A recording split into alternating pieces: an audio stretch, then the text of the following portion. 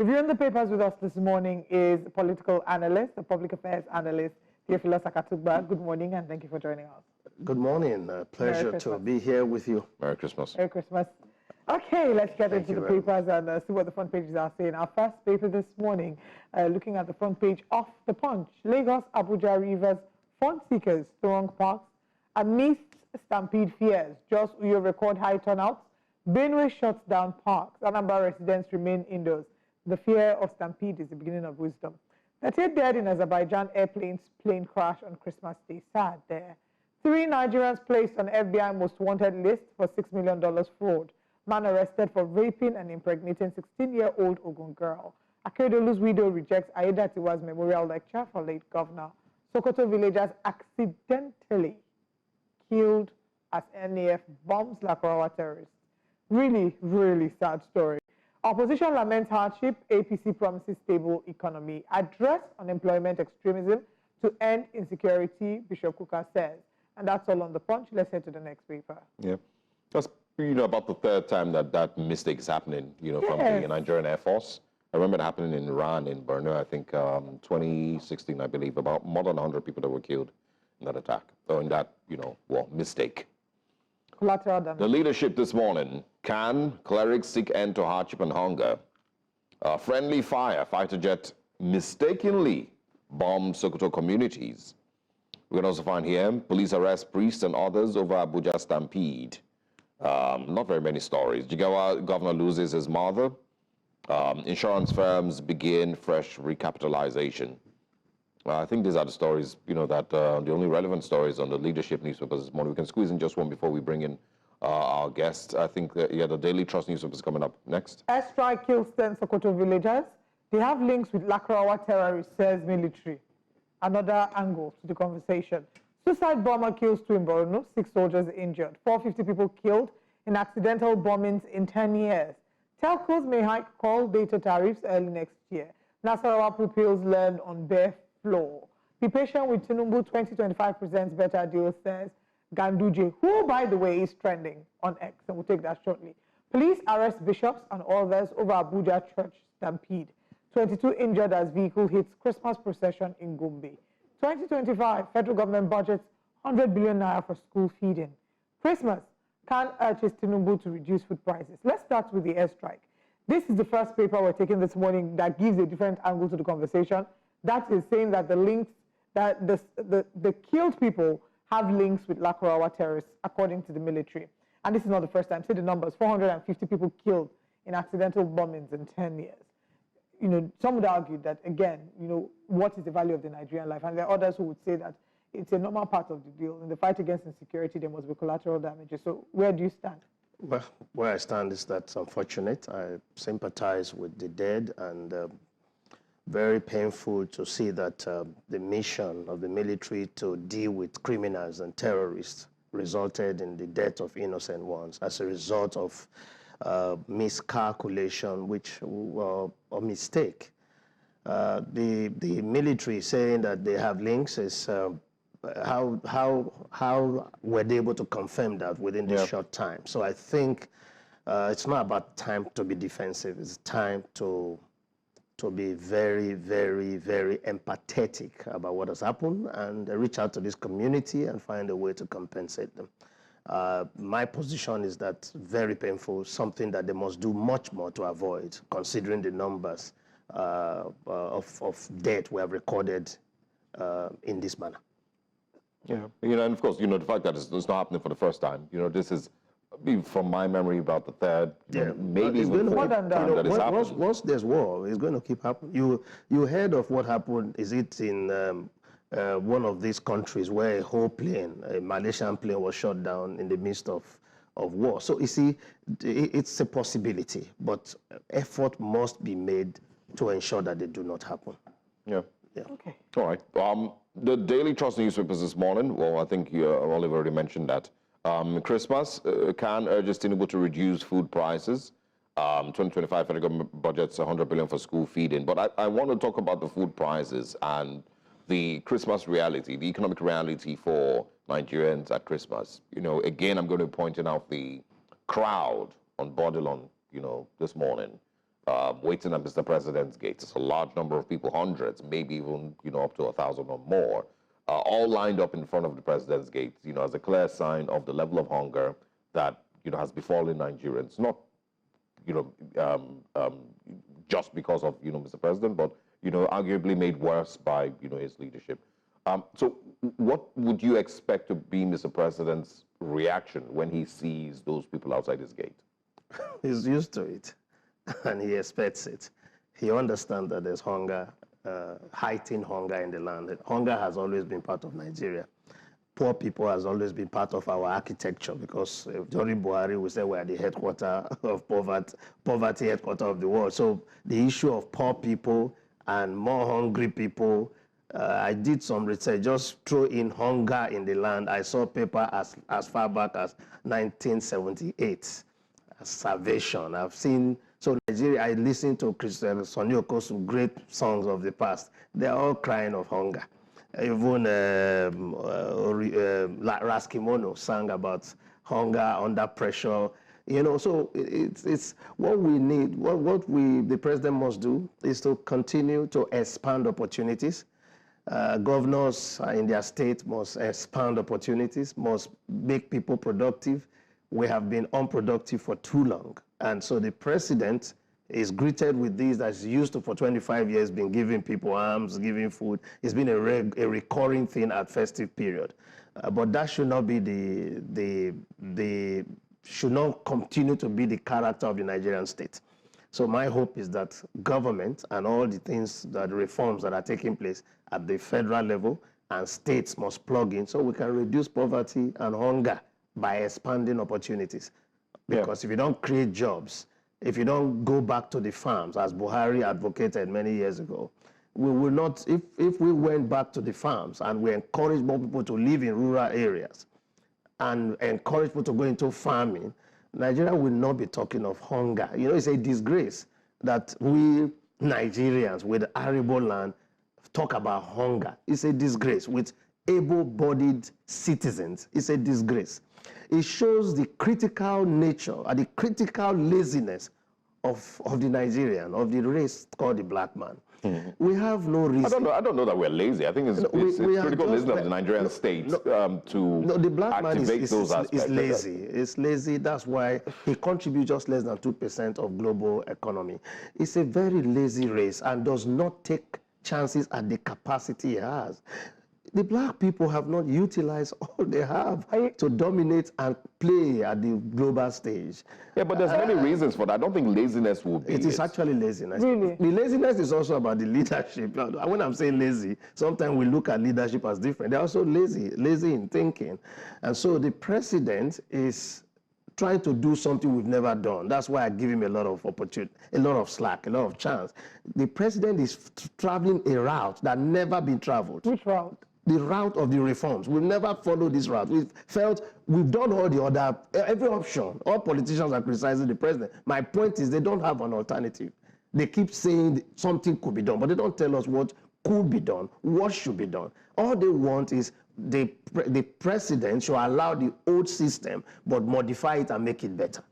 That's which is, I'm sorry, Olive. It's a reasonable ask. Because, the guest that we had here, before you came in, said, pretty much the same thing, that, subsidies for energy are not a strange concept.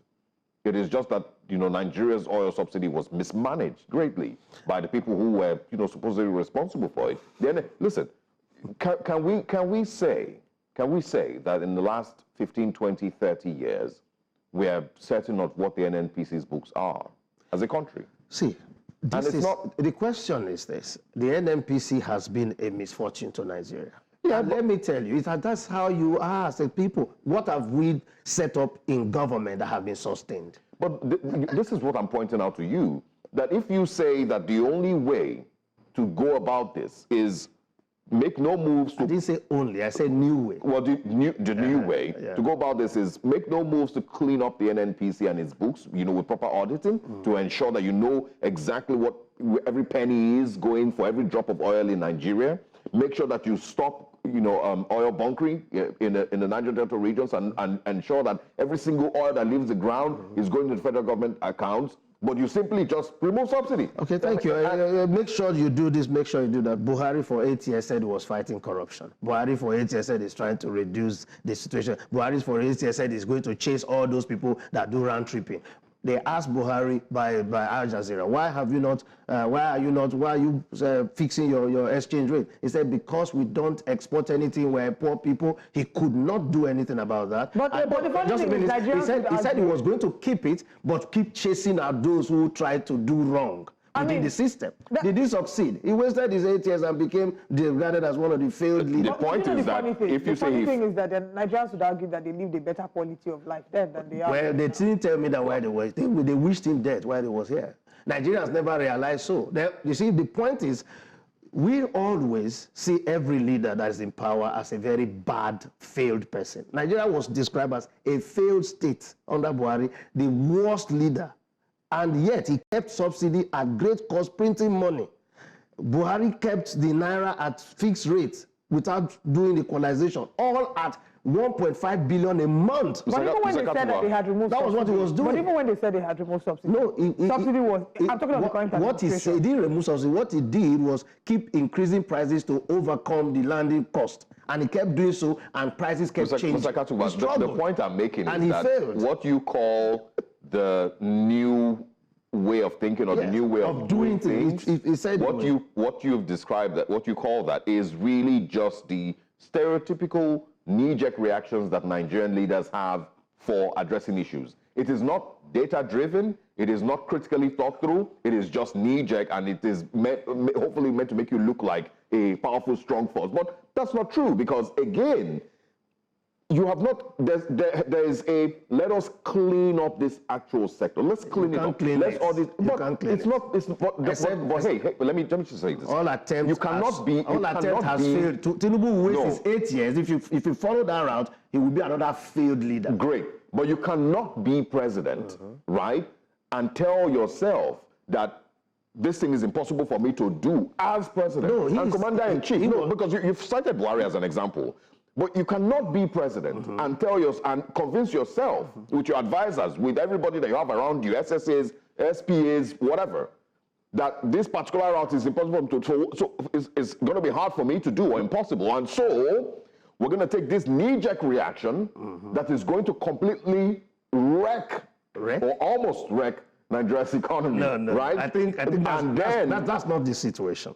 But that's exactly where we are, because what you campaign to Nigerians that he will do what he's doing now. He didn't tell, it was not knee-jerk. Nigerians did not listen to him while he was campaigning. The only man... The fact that he campaigned and said it doesn't mean that it was the right thing to do. But he got elected on that promise, and he's got to do that. He had less votes than the other. Less vote doesn't mean he didn't win. He won the election. Saying, if that's the argument, more people voted against him than those who voted for him. No. The votes were divided. More people didn't vote against him. More people voted for other people, trying to get other people into power. But he pretty much the same thing. He sneaked through because his strategies work for him. It's pretty much the same thing. More people voted for other people. But he campaigned that I will remove subsidy from day one. He did. And he's doing that. Great. To be fair, all of them said they were going to absolutely. Subsidy, right? And he's doing what he promised Nigerians to do. At the end of the day, a simple illustration would be, if you know that you want to do repair works in this house, in this studio now, and you do not have a backup studio, would you go ahead and remove the roof just because the president has a backup plan? But it's unfortunate that we don't like it. It's not comfortable for us. His backup plan is to go ahead, follow his plan through, and do palliatives, which has led to, which is what he's doing. You see, the point is this: this president knows our limitations. He knows what he promised to do. What people don't understand, he got elected to do what he's doing. Do you think the problem is fixed? The problem is being fixed. Nigeria is going to be more productive next year. How? Okay. Let me explain. Difficulties lead to action. If you look at this year, Nigerians have been even more productive. Our GDP has grown by a percentage that we've never received in the last 8 years. The point technically not. Yes, no, we say technical. That's the MBS report.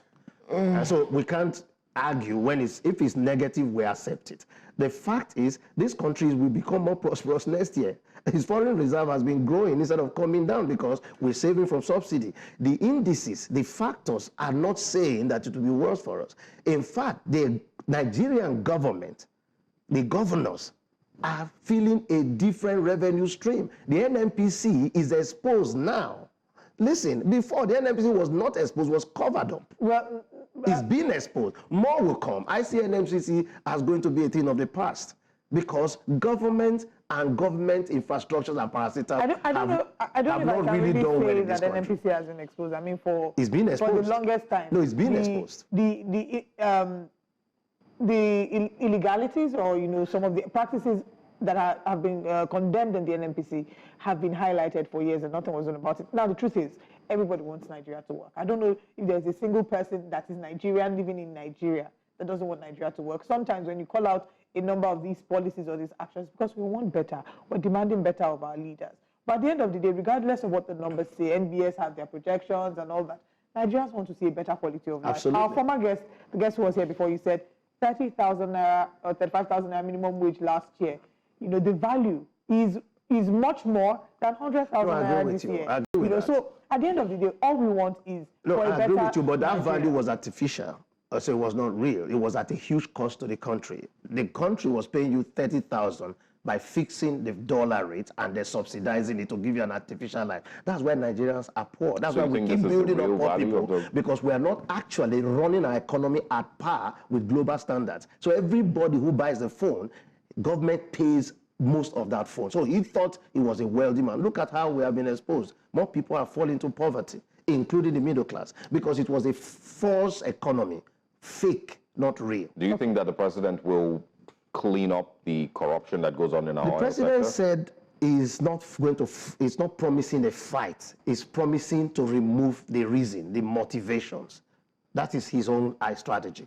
So if he's fighting if he's saying, I want to remove what makes a man to be corrupt, so out of 10 persons, there is someone who will never be corrupt if he can buy a house without necessarily needing all the money.